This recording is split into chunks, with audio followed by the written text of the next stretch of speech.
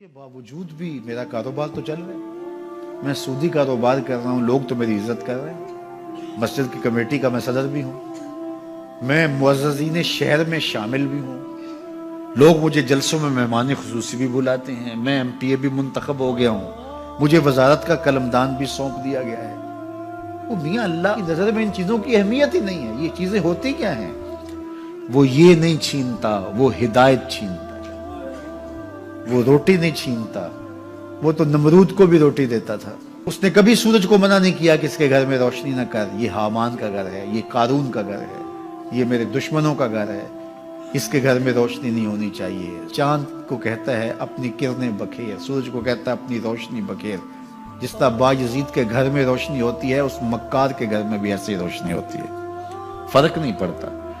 تو وہ کرم نوازیاں تو نہیں رکتی، لیکن اللہ جب کسی سے ناراض ہوتا ہے تو اس سے ہدایت کی توفیق سلب کر لیتا ہے، تو اعلان جنگ ہوتا ہے. تو پھر وہ ٹکرے بھی مار رہا ہو تو اس کی رسم کی نماز ہوتی ہے، اس کا ماتھا جھک رہا ہوتا ہے، دل نہیں جھک رہا ہوتا، کیونکہ ہدایت سلب کر لی گئی. جب اندر سے روح ہی نکال لی جائے تو باقی بچتا کیا ہے؟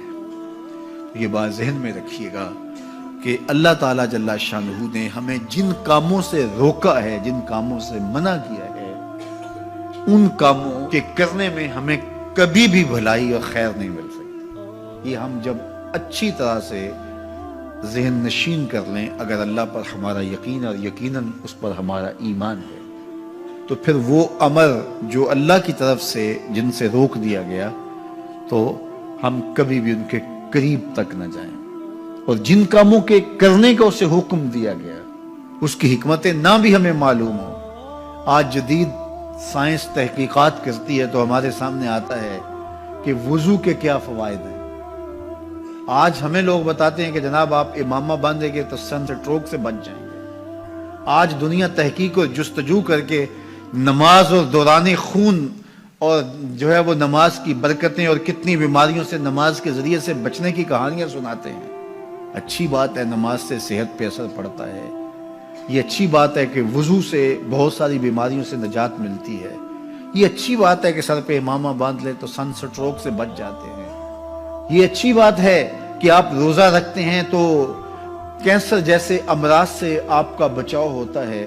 یہ اچھی بات ہے کہ فلاں عمل کرتے ہیں تو فلاں ہوتا ہے.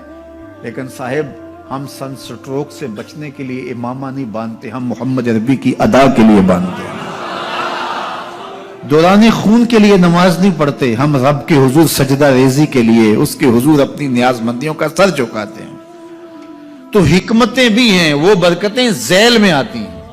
تو یہ بات ذہن میں رکھیے گا. غزنوی کا وزیر اس سے حسد کرتے ہوتے تھے کہ اس میں کیا خصوصیت ہے کہ بادشاہ اسی کو اہمیت دیتا ہے. ایک دن بادشاہ نے کوئی تربوز کاٹا، کوئی خربوزہ کاٹا یا کوئی اور ایسی چیز تھی، تو جس کو بھی دیا تو وہ کڑوا تھا، تو اس نے چوہی چکھا تو پھینک دیا.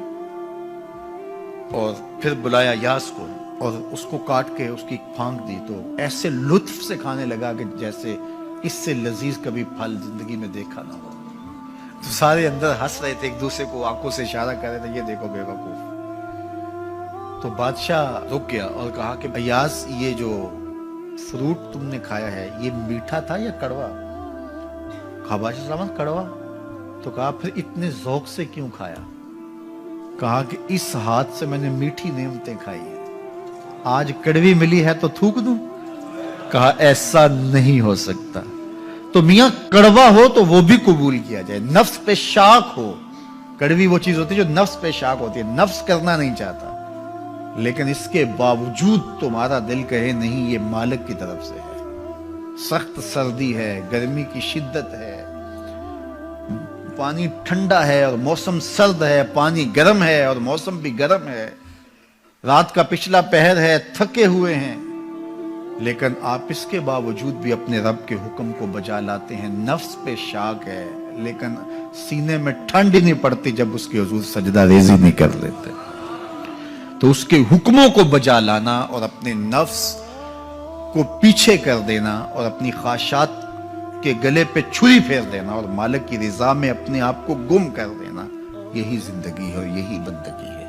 تو اس لیے مجھے اور آپ کو اس بات پہ غور اور تدبر کرنا چاہیے کہ ہم اس مختصر زندگی کو اللہ کے احکام کی مطابقت میں گزارنے کا عزم کریں، وہ بات چھوٹی سے چھوٹی ہو یا وہ بات بڑی سے بڑی ہو، وہ احکام ہماری زندگی کے اندر نافذ العمل ہو۔ میں پھر وہ بات کہوں گا جو بار بار کہتا ہوں کہ میرے بزرگ ہم سے کہا کرتے تھے، یہ نہ ہو کہ لوگ تمہیں پوچھیں تم کون ہوتے ہو اور تمہیں بتانا پڑے کہ ہم مسلمان ہوتے ہیں۔ فرمایا کرتے تھے صاحب نہ کسی کو پوچھنا پڑے نہ تمہیں بتانا پڑے، تمہاری وضاحت، تمہارا طرز زندگی، تمہارا انداز معاشرت ایسا خوبصورت ہو، تم دور سے آ رہے ہو لوگ پہچان کے کہیں وہ دیکھو محمد عربی کا غلام آ رہا، تم شکل سے پہچانے جاؤ، تم کردار سے پہچانے جاؤ، تم وعدے سے پہچانے جاؤ۔ کتاب کا نام ہے بشر الکئیب فی لقاء الحبیب۔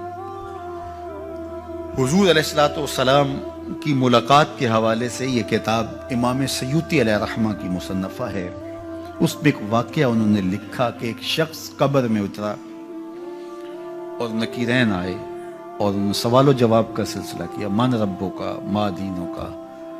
اچھا، اس کی داڑھی میں چند بال سفید تھے جن کو وہ مہندی لگایا کرتا تھا۔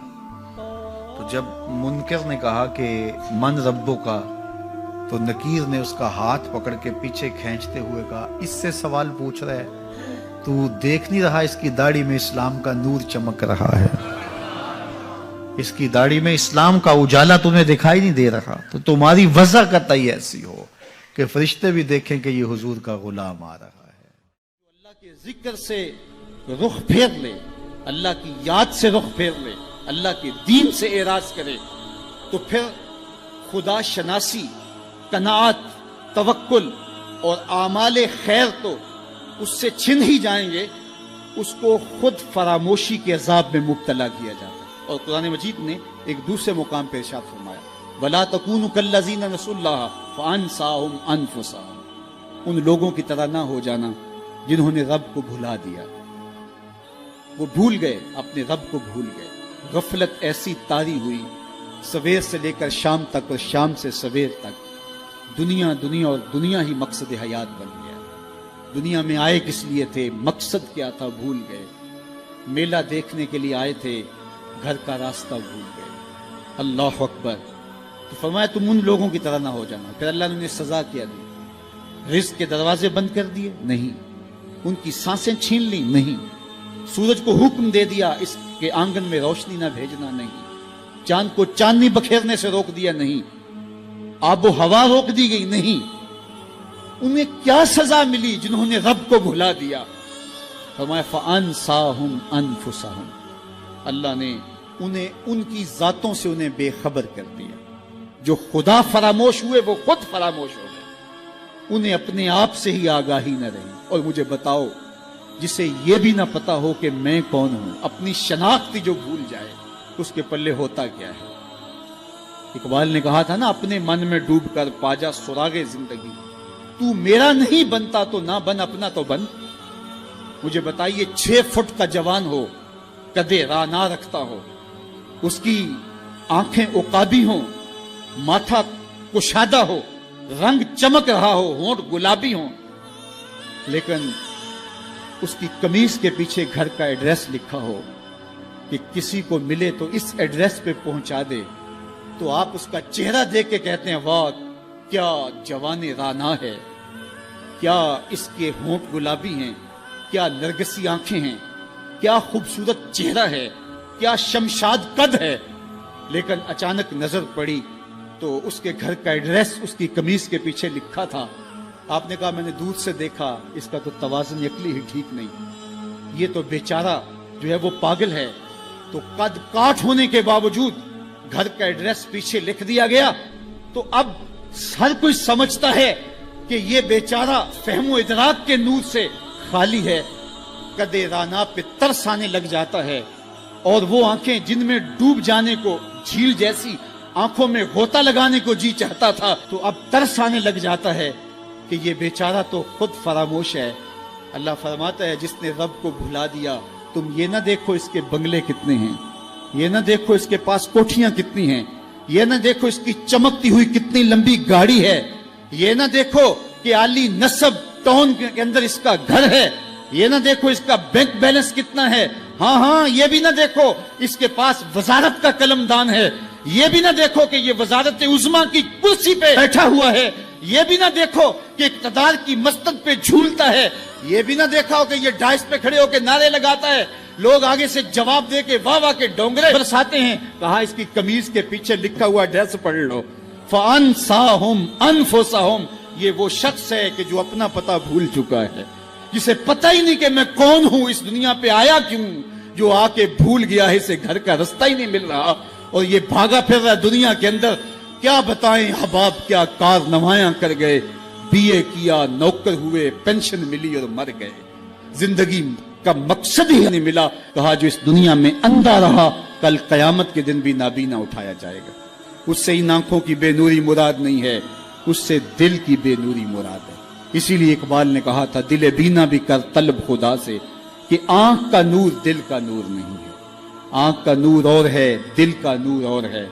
तो हम दुनिया की मादी चमक को देखते हैं, मेरा मालिक कहता तुम्हारा दिल सुथरा होना चाहिए, तुम्हारा मुंह काला हो तो कोई बात नहीं है, दिल काले नालों मुंह काला चंगा, जे को ये रमज पछाने हो। असल तो दिल की पाकीज़गी है और दिल रब के साथ वाबस्ता हो, उसके रसूल के साथ वाबस्ता हो। तो जिसने अल्लाह के दीन से रुख फेरा, एराज किया, तो फिर उसका नतीजा क्या हो कि उसकी जिंदगी तल्ख हो जाएगी।